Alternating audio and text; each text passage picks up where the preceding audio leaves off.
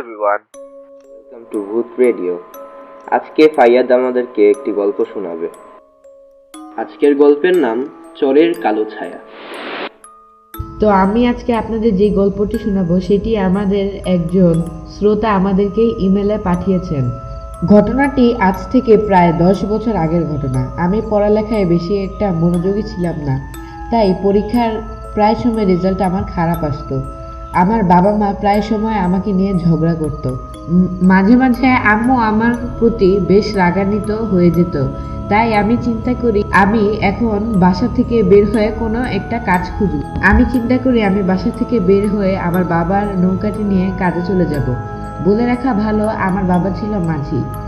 তাই আমি সকাল থেকে শুরু করে প্রায় বিকেল পর্যন্ত অনেক টাকা ইনকাম করি, অনেক মানুষকে পারাপার বা এক ঘাট থেকে অন্য ঘাটে পৌঁছে দিই। আমি বাসা থেকে না খেয়ে জিদ করে বের হয়েছিলাম, তাই আমার প্রচুর খিদে পায়। পাশের দোকান থেকে আমি একটি রুটি আর কলা কিনে খাই।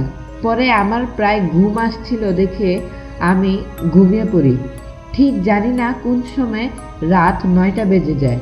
আমার বাসায় যেতে ভয় লাগছিল। আমি চিন্তা করি কোনো এক শেষ যাত্রীকে নিয়ে আমি ঘাটে গিয়ে পৌঁছাবো। তাই আমি একটি যাত্রী খুঁজে পাই। সে আমাকে দূরের এক ঠিকানায় নিয়ে যেতে বলল। আমি বেশি বাড়াবাড়ি করলাম না, না হলে আমি আজ মনে হয় ভয়ে বাড়ি যেতে পারবো না। তাই তাকে বাড়ি পৌঁছতে মিনিমাম 3 ঘন্টা লেগে গেল।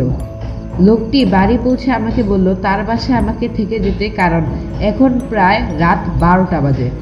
আমি তাকে বললাম না, আমি একাই নিজের বাড়ি চলে যেতে বল। আমি যতই সাহস করে তাকে বললাম যে আমি একাই বাড়ি যেতে পারবো, তবু আমার মনের ভিতরে ভয় করছিল। তাই আমি কথা না বাড়িয়ে তাড়াতাড়ি নৌকা চালু করা শুরু করলাম আমার বাসায় পৌঁছানোর জন্য। প্রথমে আমাদের একটি নদী পার হয়ে খালে যেতে হয়। সেই খাল ধরে আমাদের বাসা পৌঁছাতে হয়। সেখান থেকে প্রায় 6-7 কিলোমিটার দূরে আমাদের বাসা ছিল। আমি প্রায় কিছুক্ষণ নৌকা চালানোর পর দেখতে পাই আমাদের এক কবরস্থানে কিছু বড় বড় সাদা পোশাক পরা মানুষ দাঁড়িয়ে আছে। মানুষ বললে ভুল হবে, ওগুলি বলতে গেলে ছিল অবয়ব। ওই অবয়বগুলা কবর খুঁড়ছিল। আমি এটা দেখে প্রচন্ড ভয় পাই এবং তাড়াতাড়ি নৌকা চালানো শুরু করি। কিন্তু দক্ষিণ থেকে এক বাতাস প্রচুর জোরে আমার নৌকাটি টেনে ওই কবরস্থানের সামনে গিয়ে ধাক্কা খায়। ওই সব অবয়বগুলি আমার দিকে তাকিয়েছিল। আমি আল্লাহর নাম নিয়ে নৌকার লাঠি দিয়ে প্রতিটি অবয়বগুলিকে পিটানো শুরু করি। ধীরে ধীরে ওগুলি সব নদীতে ঝাঁপ দেয়।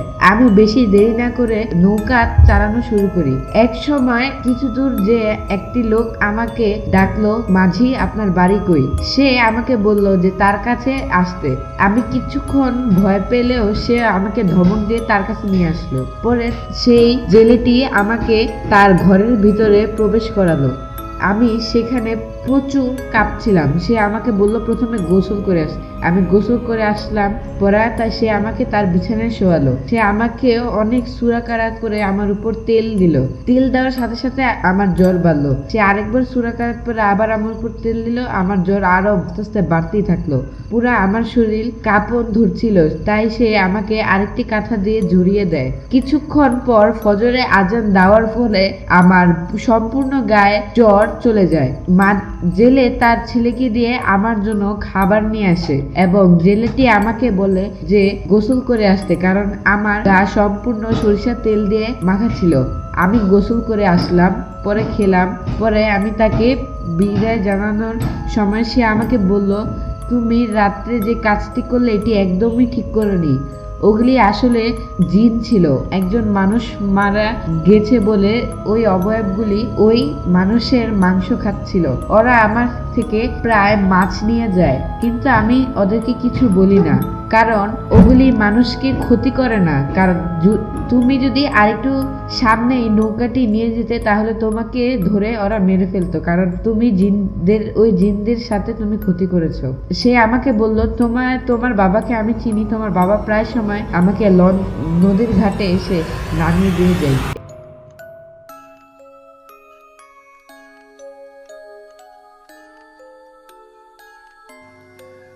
আশা করি আজকের গল্পটা আপনাদের ভালো লেগেছে।